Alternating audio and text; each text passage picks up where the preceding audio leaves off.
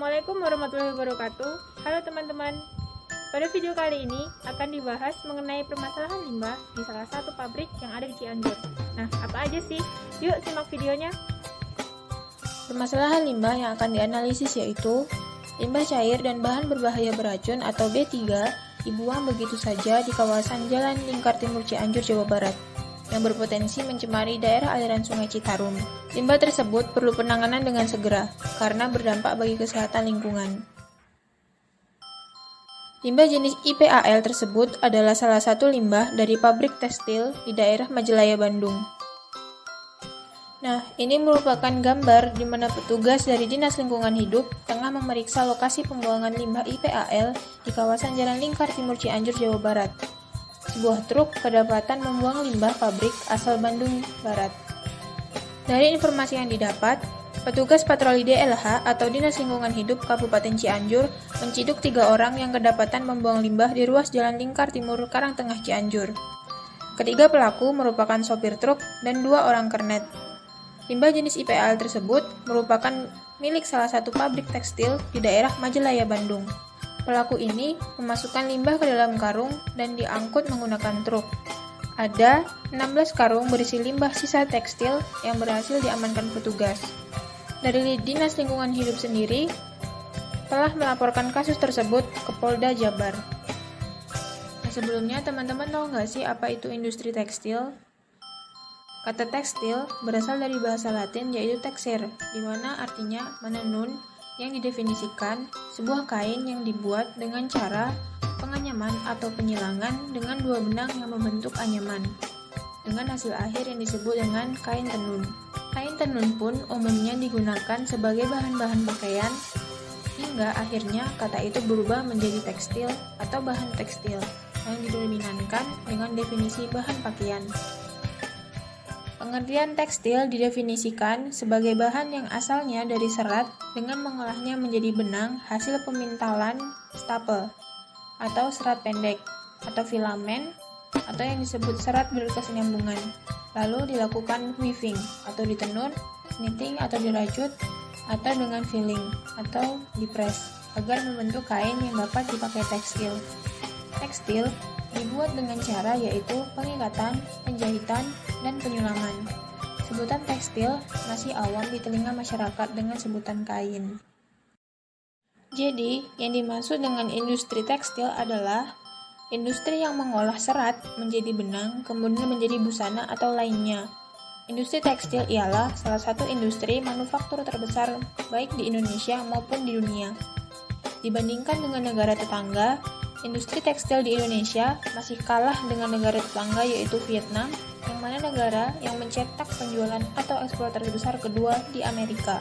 Sedangkan kondisi perekonomian industri tekstil di Indonesia bisa disebut cukup baik dikarenakan adanya kerjasama dengan Cina. Nah, bagaimana dengan limbah hasil pabrik industri tekstil ini sendiri? Industri tekstil merupakan salah satu penyumbang jumlah timbunan limbah yang cukup tinggi di Indonesia. Hal ini tentunya perlu dicermati bersama mengapa limbah tekstil menjadi perhatian sehingga limbah industri tekstil tidak mencemari lingkungan dan aman dibuang ke badan air. Limbah yang dihasilkan oleh suatu industri yang bergerak di bidang garmen dengan mengolah kapas atau serat sintesis menjadi kain melalui beberapa tahapan proses, yaitu dimulai dari proses menyeleksi sumber daya atau bahan dasar, proses pemintalan kapas, proses pewarnaan kain atau garmen, hingga saat produksi selesai dikemas dan dikirim kepada konsumen. Secara umum, limbah yang dihasilkan pada industri tekstil dapat digambarkan menjadi suatu siklus produk, yaitu yang pertama, tahap awal atau pembuatan, yang kedua, pemakaian, dan yang ketiga, pembuangan atau disposal. Limbah yang dihasilkan industri tekstil dapat berupa air limbah atau cairan, limbah padat, dan limbah yang berbentuk gas. Nah, yang pertama, limbah berbentuk padat yang dihasilkan oleh industri tekstil contohnya adalah kain dan aksesoris pada pakaian. Limbah berupa kain yang dimaksud ialah kain yang tidak memenuhi standar kualitas yang disyaratkan atau tersisa setelah digunakan dalam produksi. Sedangkan contoh aksesoris yang umumnya berpotensi menjadi limbah industri tekstil adalah kancing pada pakaian, logam pada resleting, nikel dalam gesper, kromium dalam aksesori kulit, perekat berbasis neopren, karet dalam spons, dan kait pada pakaian. Kemudian, limbah yang kedua yaitu limbah berbentuk cair. Limbah berbentuk cair yang dihasilkan oleh industri tekstil dapat berupa zat pewarna atau cairan pewarna atau pelarut, dan hasil konsumsi air dalam proses finishing dan pewarnaan kain, serta beberapa kandungan zat lainnya. Nah, berikut perincian secara jelas polutan yang mungkin dihasilkan oleh limbah cair pada proses operasional industri tekstil. Proses yang pertama yaitu desizing atau pelepasan kanji. Nah, polutan yang dihasilkan yaitu CMC, PVA, fats, wax, dan stretch atau pati. Proses yang kedua yaitu scoring atau pencelupan. Polutan yang dihasilkan yaitu NaOH atau natrium hidroksida, wax, Na2CO3, dan grease. Proses yang ketiga yaitu bleaching. Polutan yang dihasilkan yaitu natrium hidroksida, Cl2, H2O2, dan NaOCl. Proses yang keempat yaitu mercurization. Polutan yang dihasilkan yaitu natrium hidroksida. Proses yang kelima, dyeing atau pewarnaan. Polutan yang dihasilkan yaitu larutan asam, garam, pewarna atau krom, deterjen, dan zat pewarna buatan. Proses yang terakhir yaitu finishing. Untuk polutan yang dihasilkan yaitu lemak dan pati.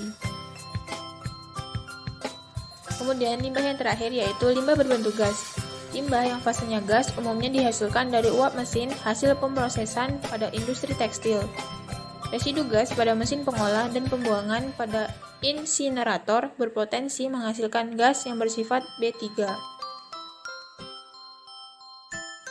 Nah, bagaimana sih karakteristik limbah industri tekstil sendiri? Dalam mengolah limbah yang dihasilkan pada suatu kegiatan, tentunya dibentukkan karakterisasi. Dengan mengenal sifat atau karakter dari limbah tersebut, pengolahan dapat dilakukan dengan tepat dan efisien. Polutan utama dalam limbah tekstil memiliki sifat sebagai berikut. Yang pertama, nilai padatan tersuspensi tinggi. Yang kedua, berwarna. Yang ketiga, pH tidak netral atau berkisar dari 8 sampai 10. Yang keempat, kandungan oil dan grease cukup tinggi. Yang keempat, BOD yang tinggi. Dan yang terakhir, mengandung logam berat dan materi yang berbahaya atau B3. Industri tekstil sebenarnya tidak banyak menghasilkan limbah padat. Zat pewarna yaitu berupa limbah cair merupakan sumber utama limbah pada pabrik tekstil. Limbah lain yang mungkin perlu ditangani adalah sisa kain, sisa minyak, dan lateks. Untuk pemanfaatan sisa kain sendiri, dapat digunakan sebagai bahan tas kain yang terdiri dari potongan kain-kain yang tidak terpakai, atau berupa kerajinan tangan, atau dapat juga digunakan sebagai isi bantal dan boneka sebagai pengganti dakron. Berikut merupakan gambar tercemarnya Sungai Citarum oleh zat pewarna hasil industri tekstil. Kemudian, ada beberapa langkah yang dapat dilakukan oleh industri tekstil untuk mengurangi limbah cair tekstil tersebut, yaitu yang pertama, pengolahan limbah cair secara biologis atau alami pada prinsipnya dengan memanfaatkan mikroorganisme yang dapat menguraikan zat organik terlarut dalam air limbah menjadi bahan seluler yang baru dan sumber tenaga. Kemudian yang kedua, pengolahan air limbah menggunakan bantuan alat instalasi dengan 3 tahapan treatment, yaitu menyaring atau filter, menstabilkan zat organik dalam limbah, dan menghilangkan unsur-unsur kimiawi dan mikroorganisme patogen. Kemudian yang ketiga, penurunan kadar warna, COD, dengan menggunakan teknologi pengaruh tegangan. Kemudian yang terakhir, penggunaan bahan pewarna alami atau natural dye untuk sektor industri UKM. Dan masih banyak cara atau teknik lain. Berdasarkan gambar sebelumnya, yaitu di mana Dinas Lingkungan Hidup sedang mengecek area di kawasan Jalan Lingkar Timur Cianjur, Jawa Barat, dapat kita lihat pada foto tersebut terdapat banyak limbah padat. Hal yang dapat kita lakukan berdasarkan 12 prinsip kimia hijau, yaitu yang pertama, cegah timbulnya limbah dalam proses. Kemudian dapat juga menggunakan bahan baku yang dapat terbarukan. Kemudian dapat juga menggunakan metode analisis secara langsung untuk mengurangi polusi. Kemudian terkait dengan permasalahan ini, pencemaran lingkungan akibat pembuangan limbah industri tekstil membawa dampak terhadap kehidupan masyarakat. karena bisa menimbulkan kerusakan lingkungan. Oleh karena itu, perlu penanganan yang serius untuk mengatasinya. Sehingga antara pemerintah, pabrik, dan masyarakat dibutuhkan hubungan timbal balik yang selalu harus dikembangkan agar tetap dalam keadaan yang serasi dan dinamis.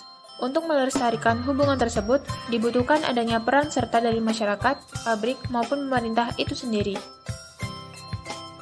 Nah, itu tadi pembahasan mengenai permasalahan limbah yang ada di salah satu pabrik di Cianjur. Semoga video kali ini dapat bermanfaat bagi teman-teman dan dapat mengedukasi teman-teman bagaimana sih cara mengolah limbah dengan benar. Yuk terapkan green chemistry untuk lingkungan yang sehat dan bersih.